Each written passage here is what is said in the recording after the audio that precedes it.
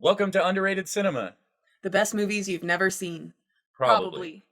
Warning, spoilers. Big time. Today's movie is a movie V picked out. It's called Green Room. It came out in 2015 and it's directed by Jeremy Saulnier. I'm not very familiar with this director. In fact, I think this is the first movie that I've seen of his, but so far I'm very impressed with it. Definitely going to look into some more of his work. Mm-hmm. So right off the bat, even before we start discussing the film, I wanted to talk about one of their posters, which seemed to be the one that I saw the most often. When I found it on streaming, that's the picture you see. Okay, so here in the poster, as you can see, I did it the right direction this time. All right. This is the one I most often seen on the streaming services and when you're looking up covers of the film.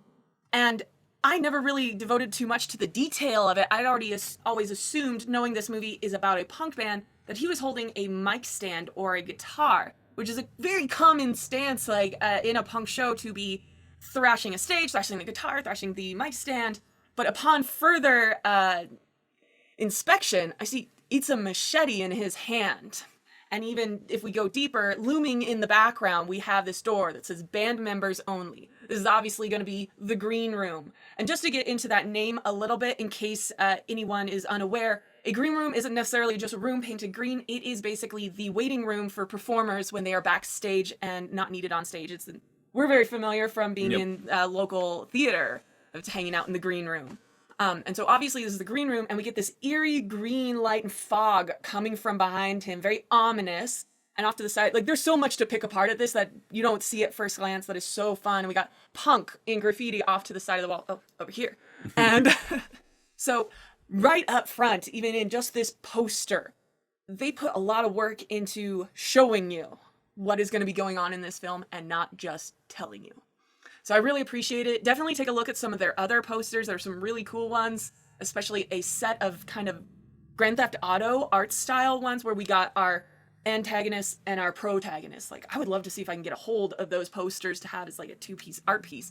Very, very cool stuff. Definitely dig into it if you're interested. It is a very cool poster. Yeah. So basically, like V mentioned, the synopsis is a punk band finds themselves having to escape from neo-Nazis after playing a show and witnessing a murder. Exactly.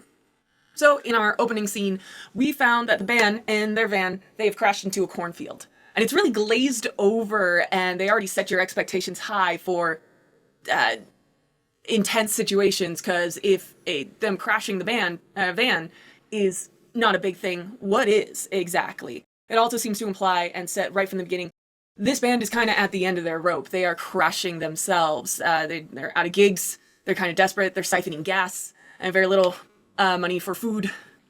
And so it really sets you up with a good feel of the band. And this whole movie, they do not really tell you things. They show you. They do not talk down to the audience at all.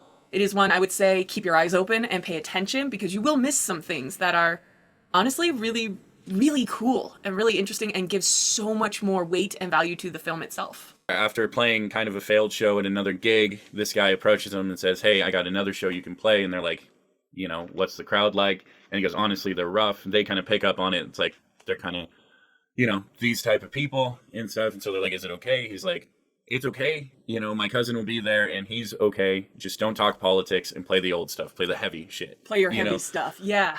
Yeah. And so they get into the green room, and this one of the band members makes a point of plugging in a phone. And it's kind of your first hint into the catalyst of what's going to happen later. So one of my favorite moments, and probably leading to one of my favorite scenes in the whole movie, is they're in the green room and you can feel they're kind of getting a little bit tense. And one of the band members says, "I got an idea." Mm-hmm. Then we go to them on stage and they roll out their first song, and it is literally called Nazi Punk Fuck Off. So already they're shooting to rile this crowd up. They are setting themselves apart. And in this scene, you see these two characters that really stand out in the crowd, and you see they're kind of leaving and moving from the crowd. And you can tell they have a connection because they look very similar. They have the exact same haircut. And once again, they're showing you these two characters are extremely close. They're not telling you. Mm-hmm. I don't think at one point does one character call the other "that's my best friend," or they never need to tell you, from what they've shown you. And so they get the crowd all riled up, and they're throwing bottles, and of course, because this is a neo-Nazi bar, I'd be terrified to play that song. But they come in with their second song, and it's they pretty much instantly go in the song, because if they hadn't, I feel like the second the first song stopped, the crowd would have rushed the stage and pretty much tore these people apart. They go directly into the second song, and it is an all-out banger. Honestly, like, we should look up if there's a complete song, because you only get a bit of, like, the beginning, and it goes into this very cool series of shots of the crowd and how they've gone from, like, enraged, and all that energy and that tension flows into a mosh pit, and this whole, like, very much punk vibe. Before anything really dark or violent happens, it already puts you on edge and tells you the extremities that not only our main characters will go to, like crashing their van because they're passing out because they've been driving all night, or the people hurling bottles at their heads and spitting at them. You know, it shows the extremities of both parties, and we understand that they have a similar, I guess, resolve and rage in them. So it sets you up for what turns out to be a really interesting battle along the way. I mean, all out, this band is punk from head to toe. Beyond music, they live it. I love it. Yeah. So then they get off stage, and they're going back to the green room, and they find all their stuff is out in the hall. And the band manager says, "You got to make room for the next band. You got to go move it." And they're keeping them. They don't even get to the green room. One of the band members says, "I forgot my phone." Once again, going back to that very intentional shot of them plugging in the phone.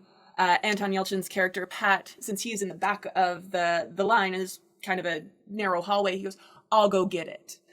And then we have, like, our main kind of, what is the word for it? It's like our catalyst for the events. He gets back there, and we have both the girls that we saw in the shot before. One has been stabbed in the head.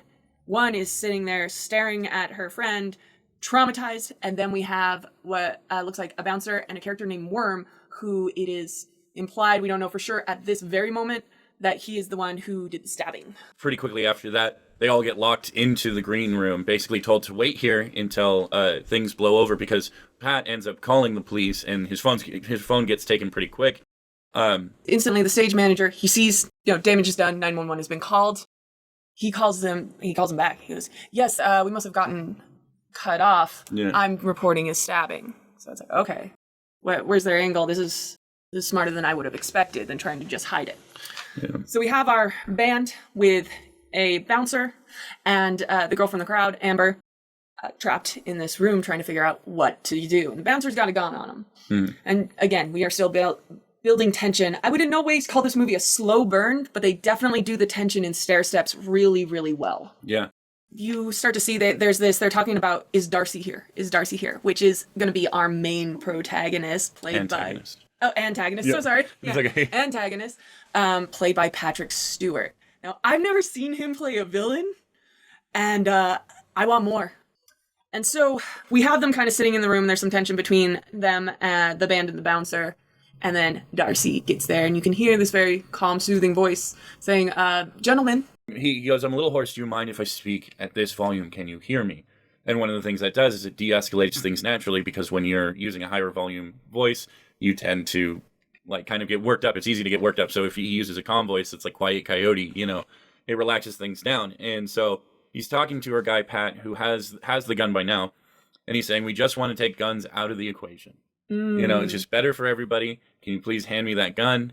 And then we'll continue on." And they're like, "Okay, but we're not coming out till the cops come." He goes, "That's fine. I just want the gun." So they set up the exchange and they open the door.